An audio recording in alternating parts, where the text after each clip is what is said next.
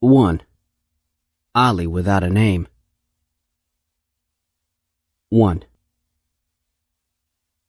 Ali without a name was pretty sure she knew exactly how much trouble she was in. The truth, in fact, would have shocked her. But for the moment, that truth was still a long way off. She needed more. She looked for targets, and with her back to the wall, she kept one eye out for guards while she boiled in the afternoon sun. Around her, the crowd was loud, and 100,000 footsteps kicked up clouds of dust that swirled and sank and haloed around her head. Without more, the cow gets angry. The cow gets angry, and naughty Ali gets the closet. Ana arif zalik, Ali hissed under her breath to herself. Don't you think I know that? To her left was the new gate, the northwestern mouth of the old city Al-Balat. The long lines shuffled in, merging at the entrance but forking a ways out like a snake's tongue, tasting the forbidden fruits of the Union's biggest outpost. And here I am for the scraps, Ali thought. But you can't afford to wait like this, she whispered to herself, practicing her Union English. You've wasted the whole morning by now. But the gatekeeper saw me, she thought. What else can I do? She couldn't answer before Sarim came by. Hey, he yelled, picking up on her English and hopping over through the crowd. Scolding yourself again? He bent down to speak with her, leaning against his crutch and letting some of the spoils from his ragged pockets spill out onto the ground. Which one of you's angry this time? Nervous, Ali, she said sheepishly. Sarim nodded. He eyed her ripped sleeves and the trickles of blood underneath. You know, if you kept to the back of the customs lines, those guards wouldn't pick on you so much. It's stupid to hang around up front. Up front, the merchants are distracted, Ali said. She glanced quickly at Sarim's bum leg. Not all of us get the kind of sympathy you do just by begging alone. You want this kind of sympathy? Sarim asked, pointing to his bandages. Sorry, Ali said. She looked away, embarrassed. I just can't stand to spend another night down in the basement is all. I'm afraid I'll go nuts. Sarim hopped gently over to her and put a hand on her shoulder.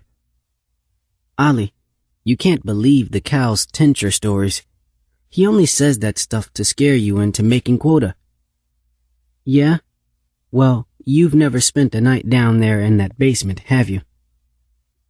No, but I gladly would if it meant no more accidents. Ali, the reason Kalobaid talks about boogeymen with you sisters is because the Kala doesn't like to let him hurt you. With us, he doesn't bother because to us, Kalobaid is scary enough on his own. I hear things in that basement, Sarim. If it's not tinctures, I don't know what it is. It's your imagination, Sarim said. Tinctures aren't real. The cow's just fooling you, but you really will have more than ghost stories to worry about if you don't start making quota soon. For a moment, Ali stood still and stared at the gate, at the Union guards checking paperwork, at the Darklanders coming and going with sacks of goods, eager to trade with marked Union vendors in the old city's sprawling bazaar. She knew that Sarim's warnings were right. Tinctures or not, Ali was on thin ice. And the day was getting only hotter. The thought of it made her suddenly very impatient. First, a twitch in her foot, then a wiggle in her legs. Finally, a bouncing that spread up and through her whole body in a way that only 9-year-old girls could sustain. They're getting away, the squirming said. Pockets and handfuls and whole bags of goods, and I'm missing it. All right, Sarim said, laughing at her. Alo Hahib, let's go already, before you hurt yourself. What makes you think I'm waiting for you? Ali asked in broken English that tried to sound playful. Because you're useless out here on your own, Sarim teased. And because you know I'd love to see you keep your hands all the way to adulthood. Ali's eyes brightened. It wasn't every day that the two of them begged together, but the times they did were always her favorite. Hey, hold your horses, Sarim yelled, gathering his arms and struggling to plant his crutch in the dirt. Asht! But Ali was already off, running eagerly toward the gate. Please help, she yelled at the crowd. Kind help for a poor cripple. She spun back toward Sarim and whispered, Come on, look pathetic. Akayed. For the first time today, there was hope she might make it through the night without punishment. 2. Wading through the mob along Old City's outer wall was always rough. Rabid merchants and strict guards, ruthless bullies from rival gangs, tangles of elbows and prying hands that threatened from every which way. But somehow, with Sarim there, it wasn't so bad. The crowd's knots seemed to loosen.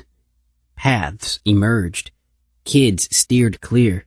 Adults leaned down and listened. Sarim had the touch. Always did. Even before his accident with Cal obeyed. But especially now. In just the few minutes it took him to wade halfway through the New Gate's afternoon crowd, more Darklanders had taken pity on him than they had on Ali all morning long.